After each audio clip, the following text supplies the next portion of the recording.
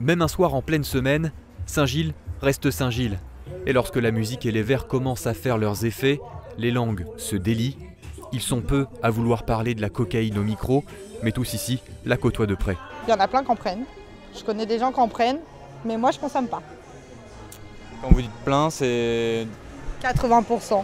Il n'y a rien de plus simple. Tu envoies un simple SMS et tu en as dans la demi-heure. La quantité que tu veux. C'est plus les 18 à 35 ans. C'est plus devenu tabou comme à une époque où les gens se cachaient ou des choses comme ça, quoi. C'est vraiment démocratisé. Pour passer une bonne soirée, pour éviter d'être trop saoul, pour tenir le rythme du travail, la cocaïne, c'est désormais pour tout le monde.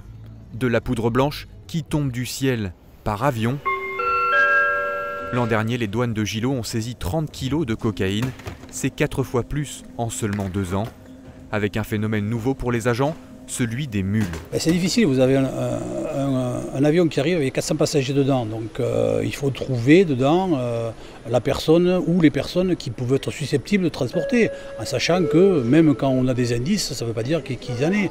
Les organisations nous mettent des leurres, ça peut être bien caché, on a très peu de temps pour savoir, pour essayer de contrôler, et puis si on te trompe de la personne, vous avez 40 ou 50 personnes qui passent derrière, donc le travail est quand même difficile. Produite en quasi-totalité dans 3 pays d'Amérique du Sud, la drogue est d'abord acheminée en Guyane, Martinique ou Guadeloupe.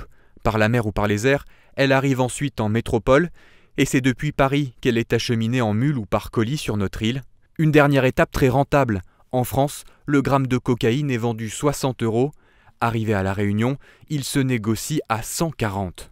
Un bénéfice qui attise les convoitises et un prix élevé qui incite à la pratique du basage. En mélangeant cette cocaïne à de l'ammoniac ou à du bicarbonate de soude pour entraîner une réaction chimique qui fait ce craquement, d'où le nom de crack. Ça lui permet de lui donner du volume et d'avoir un effet beaucoup plus intense. Mais malheureusement, cet effet va durer peu de temps et va entraîner une addiction beaucoup plus forte et surtout des troubles du comportement qui peuvent arriver beaucoup plus rapidement. On a eu plusieurs patients hospitalisés pour le même motif en même temps, ce qui ne s'était jamais vu. Dans les quartiers populaires, la consommation de crack prend de l'ampleur, à tel point que les autorités doivent réagir. L'ARS nous a confié qu'une grande campagne de sensibilisation sera prochainement lancée.